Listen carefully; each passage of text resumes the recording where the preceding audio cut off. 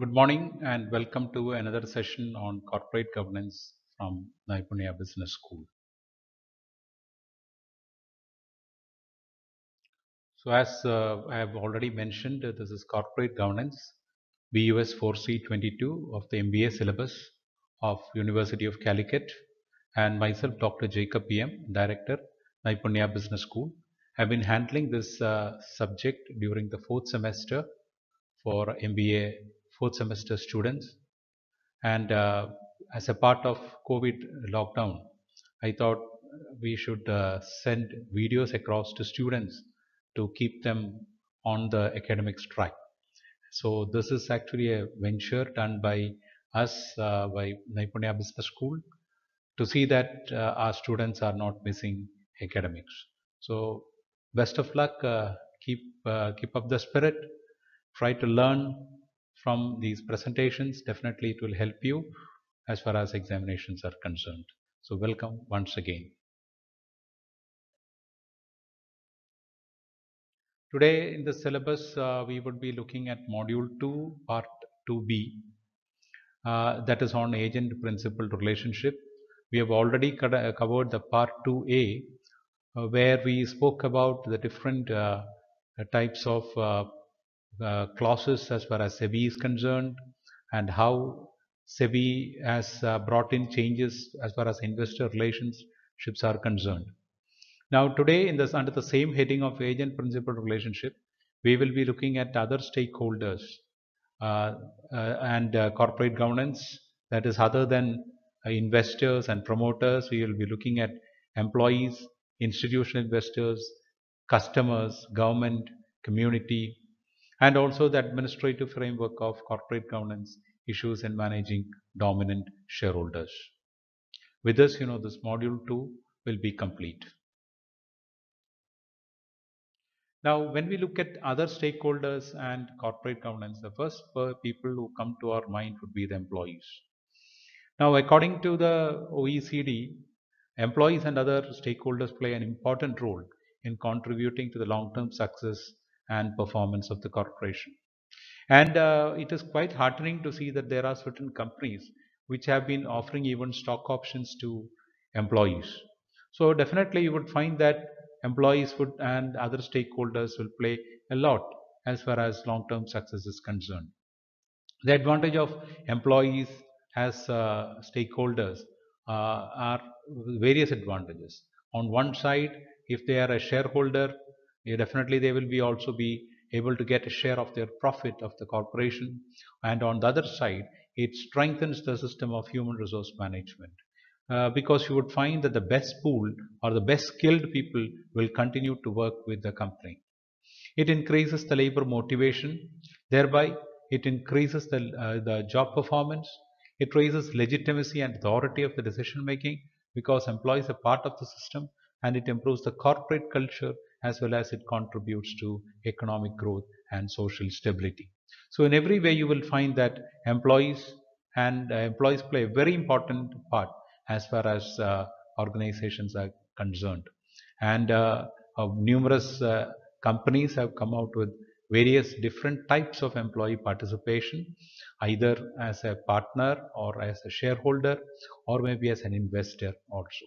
So it is good to have employees being to have continuous a relationship with employees so that our corporation will be able to perform very well. Now, let us look at employees. In what way does employee participation contribute? One of the method is basically collective bargaining, through which employees will be present in the board of the organizations or corporations, and as a result, the dialogue. It is actually a good dialogue may happen between employees as well as the management also. Similarly, the trade union can also be a representative in the board. As a result, whatever issues that are coming up from the employee side can be weighted off immediately. Similarly, financial participation, as I was just mentioning, employee sharing can also mean that you can have ESOP or employee stock options also, or stock bonus plans, or employee buyout, worker cooperatives. All these things can be possible through financial participation, and it will definitely take the organization in a very in a very high level. Profit sharing also can be possible, especially after shares or even through bonus also. That also can be a very good one, which will definitely motivate employees to perform as far as the company is concerned. Then we have the other stakeholders. We have institutional investors. Now, who are institutional investors? Now, if you look at investors, there are two types of investors that you come across. One type of investor is basically the small shareholders, like for people who are having maybe 100 or 500 shares or 1,000 shares, could be called as actually minority shareholders. At the same time, there are even institutional investors who are very big shareholders having a huge chunk of shares. So in India, there are broadly four types of institutional investors. The developmental financial institutions like IFSI, ICICI, IDBI, the state financial corporations, similarly LIC, and even some of the banks also who have the mutual funds are contributing as far as a institutional investor.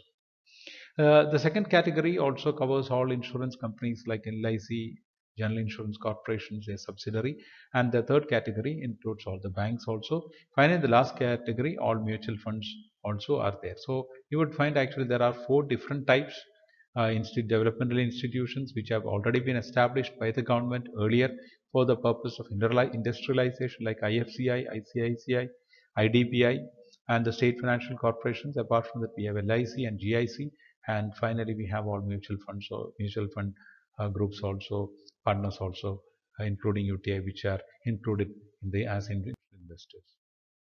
Now, institutional investors have a lot of interest in promoting the long-term health of the company, because they have actually collected money from the market, and they will be able to pay a good profit to the people who have invested through them. So as a result, you would find that they have a lot of interest in promoting long-term health of the company. And these are not small, maybe holding a large chunk, somewhere around 5% or 10% or 15 percentage of the shares. For example, recently, one of the you would have found that one of the foreign institutional investor, we have Facebook, purchasing a large chunk or almost 10% of the shares of Geo. The advantage is actually they will also be able to present their interest as far as Geo is concerned. So in the market, they can also have their presence. So you would find that always this gives actually a lot of support in terms of wealth, as well as in terms of even giving them needed support and guidance also as far as investments are concerned. Now, in most of the general annual meetings, small investors may not be able to raise questions, because they may not be able to meet all those. They will not be able to meet for those AGM, and being a very small party, and even if they present something, also definitely they may not. That sound may not be heard, or the bargaining power needed to make a difference cannot be felt. However, whereas these institutional investors, since they are having huge number of shares, definitely they would make their presence, and they will be able to voice their concern whenever there is an issue as far as the corporation is concerned. However, there is a flip side also. Institutional investors do not usually pursue radical changes, and instead focus on maintaining the financial and operational efficiency of the organization, and promote actually good corporate governance also. Sometimes it happens, they may not actually contribute the radical changes which are required as far as the organization is concerned. They become a little bit dormant. Similarly, institutional investors can be a rock of stability in turbulent times, because especially in the coal India crisis, where the PSC was trying to override many objections to shareholders, was thwarted in its attempt because of the activism of the institutional investor. In case of Vedanta also, you would find that institutional investors made sure that the company followed social and environmental norms, and did not ride roughshod over its obligation to society and the government. But at the same time, you would find sometimes institutional investors also can be a problem, because institutional investors on certain occasions may force the company to do something illegal also, because of their presence in with huge number. Now let us look at other stakeholders and corporate governance. We have customers also. Customers are also a very integral part of actually corporation, and it is necessary that the corporation should actually promote the best of its products or services as far as the customers are concerned.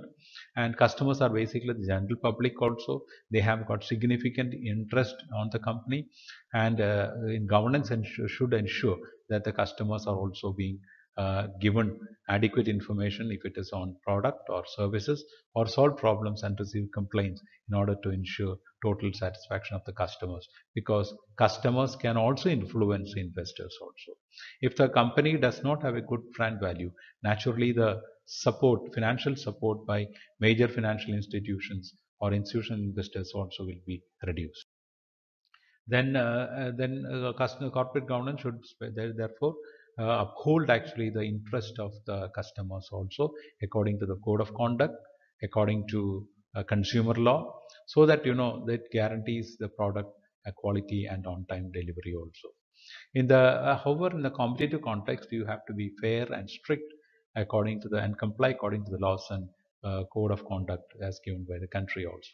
Corporate governance should comply with the terms of loans and obligations with creditors also, because creditors also are a very important part as far as corporate governance is concerned.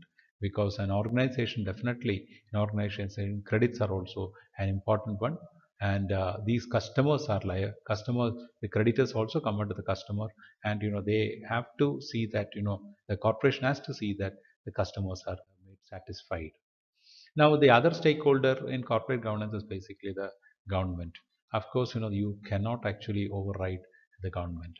The government has only taken up a lot of initiatives as far as corporate governance is concerned, especially even setting up of SEBI, an autonomous body to check the investor protection, as well as to talk about, or as well as to voice about the importance of actually corporate governance. So, effective government action in the form of reformed regulatory system, improved on auditing, enforcement, implementation of corporate governance should definitely be done by the government, and the parliament also sees to it that there are various stringent regulations being passed as far as regulatory are concerned to run the corporates also. Similarly, government is very much interested in the CSR also, corporate social responsibility also, and the government of India has defined that corporate social responsibility under an act. So, government has also appointed a body to inspect and give severe punishment for violation of non-compliance of CSR.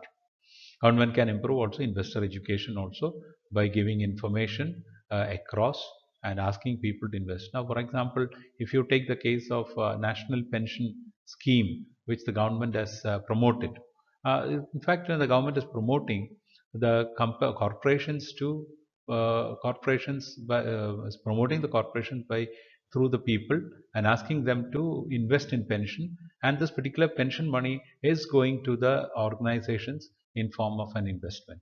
So the corporations definitely would get investment from the government side also, because government only takes care of the provident fund, and this provident fund they have appointed company. These companies invest into corporations also. So financially also these companies are being supported. At the same time, the corporations are also expected to follow as well as comply according to government regulations, which is always investor friendly. Now, other stakeholders are community also, especially the local authority should be extend beyond the services, provide the overall welfare of the area. Especially one of the example that you could find here is professional tax. Any organization which is set up in a particular area has to pay a professional tax, and this professional tax is usually paid to the panchayats in which the organization is situated. So the advantage is actually the community and the panchayats also will contribute to see that the corporation is kept safe and secure, and also provides jobs across to people.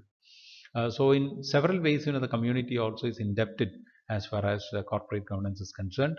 The local authority should ensure that the whole range of resources in the community is empowered to the full use of its corporation. And similarly, people should be able to contribute in different ways to the to the corporation in supporting, in showing leadership. Also, the local authority should must seek to reconcile if there is any conflicts which are happening. There also the community and the local public as well as the elected leaders across the panchayats and the wards should be able to contribute as far as the corporation is concerned, and the corporation in turn also will be able to provide them with jobs, opportunities, as well as development of the community also. So now we will look at the administrative framework of corporate governance, issues in managing dominant shareholders. Now, if you look at the India as a whole, you would find there are three different types of companies that exist in India. One is called as the public sector units or PSUs. The other is called as multinational corporations or MNCs. And the other one is Indian companies, which many of them are basically family owned concerns also. Now, in case of PSU, the dominant shareholder is basically the government of India itself, and the government holds a majority share, and the general public holds a minority stake in maybe as often as little as 20 percentage. Maybe some of these shares may be held even by majority financial institutions also. However, the major always you would find the board or the connected link will always the thing the PSU will always be managed by government. Now, government appoints its own directors, people who have a lenience towards them, or maybe sometimes you would find that belongs to their own party, or sometimes even some of the party leaders who have not been elected, maybe you have failed in the contest, also usually come up as chairman of some of these PSUs.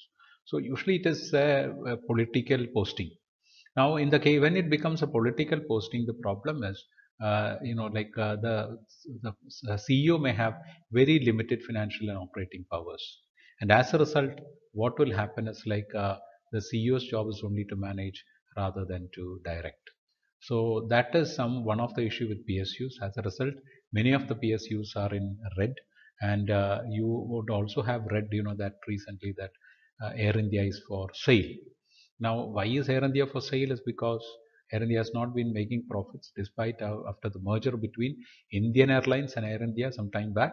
Still, it continues to be in debt. Why is because there are a lot of other issues connected with the bureaucracy and even with employees also. At the same time, you would find that there are other private airlines which are doing tremendously well. Of course, I wouldn't say that everyone, because we have a case of Jet Airways, which was actually a private airline which did not do well. Again, that was again a dominant shareholder. The promoters were playing games. But there are companies like Indigo which are doing tremendously well. Jet Airways, sorry, SpiceJet also doing well. Even for that matter, Vistara. So if the Indigo can do well, why not Air India? Air India is basically the carrier for India, and they have actually different types of infrastructure available. Similarly, there the resource also is very high. It has been brought up by the government, but at the same time, now I feel that it has been pushed down by the government also, and now it is for sale. So it has become it going to become private. So let us see as to what is let us see as to what is going to happen in the case of Air India. However, there are also certain PSUs which do well. BPCL is one PSU which does well. However, the government plans to sell that also.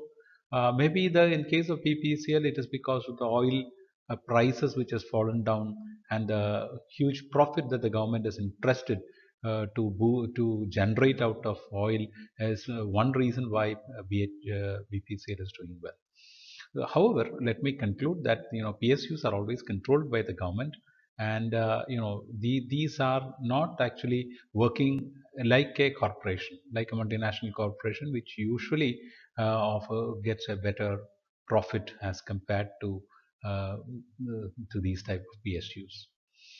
However, except for BPCL, we do not have much of the companies, which of the PSUs in India, which does really well. The second group of dominant shareholders, you would find them in the multinational corporations. Now, when in the 90s, when the economy was open up for globalization, there are a lot of multinationals companies has come down to India. And the issue was that on one side they brought all the shares of these companies or the Indian companies at a very low rate, and they started doing a good job. And they have also raised actually the foreign stake, or even deep discounts are being given to the market to get to buy these shares and all. So that means a lot of minority shareholders have lost their shares in these companies. Now there is another problem also happening with the MNCs. When their interests are not being fulfilled in this country, they may even quit from this country also. That also may put actually the minority shareholders in a very bad situation, which has happened with some of the companies also. So again, MNC sometimes mergers happen. Then also sometimes our minority shareholders stand to be lost in as far as financial wealth is concerned. The third group of companies which we have in this country is Indian companies, or sometimes family-owned concerns also, where you would find it is usually the promoters and friends and relatives come together. They start a company, they become the dominant shareholders, they play all games. Especially the classical example is Satyam, where Satyam was playing all games, transferring money or RPTs from this company to Mitas, and finally inflated profits. Even the authorities or even the audit firms also colluded, directors also, relatives also colluded, and finally the company was brought down. And as a result, many of the minority shareholders have lost a lot of money. On one side you would find that Indian companies, but at the same time, companies, there is always an opportunity to bring actually friends and relatives. However, SEBI has now clarified that independent directors, they have got very clear policy regarding independent directors. I'm sure you would be remembering them, that if the chairman or the executive director is a promoter, then 50% of the board should contain independent directors. And if he or she is basically an independent director, then only 33% of the people in the board need to be independent directors. So that is again a good step which has been brought by SEBI to control these type of issues in Indian companies. So, what are the changes that you recommend as far as PSUs are concerned? PSUs should be kept immune from political and bureaucratic interference. They should have a well-defined strategy. A clarity and transparency in communication should be there between investors. A board of directors should be using an objective function, and autonomy of the public sector is good for its performance. As far as MNCs are concerned, you would find that especially I have put up a case also. A whopping 95%, 94 percentage of Suzuki's returns from Maruti Suzuki come in the form of royalty. So there is a lot of money which is going to Japan and the parent company of Suzuki. Even though Maruti Suzuki, the Suzuki was established as Maruti Suzuki, where the Japanese company only had 49% stake, but later, huge it has been after the globalization, they have actually reversed the trend, and it is more than 90 percentage right now of Suzuki, and only 10% remains. So there is a lot of money which goes from this country as royalty. Similar case was the ratio with the ABB, Asia Brown Boveri, and with GlaxoSmithKline, it was 59.4 percentage of the money. The profits was taken out from this country. 92 percentage in Cadbury profits have been taken out. So this has to be controlled. Especially with the case of royalty, there has to be a certain time period, and after that, royalty should not be given. Or another opportunity can be that royalty payment should be taxed at higher levels, so that the money would remain in India also. And similarly, R&D funded by Indian unit also should be utilized rather than utilizing these multinationals also. Similarly, multinationals also cannot, at their whims and fancies, close down the companies and move. In the case of Nokia, which just like that, closed, and they left this country. So those type of things also should not be allowed. Even Chevrolet also has closed down in India. So these and all there should be certain control as far as multinationals are concerned. So thank you very much for being with us, listening to this Module 2, Part B, uh, Module 2, Part 2B. So thank you very much. It's a very small one, but quite thought provoking. And I hope all of you will be able to understand. And if you require any support, you can always come back to contact me at Naipunya Business School, or you can write to me at hod@mbanimate.ac.in. And there are a lot of case studies on all these subjects, whether it is with PSU or whether it is with multinational companies or even with family based Indian companies also. Request all of you to read about it. And regarding the corporate social responsibility, as far as MBA is concerned, the same has been covered in the first semester when you learned the management theory and business ethics. So during that time also, we have been talking about the different case studies on corporate governance and corporate social responsibility. Requesting all of you to review those notes also. Definitely, it will help support you. And as I've already mentioned you in the previous part also, AC Fernando's corporate governance also would be an asset as far as the subject is concerned. Please read that book and get your knowledge. So thank you very much for being with me once again. Thank you.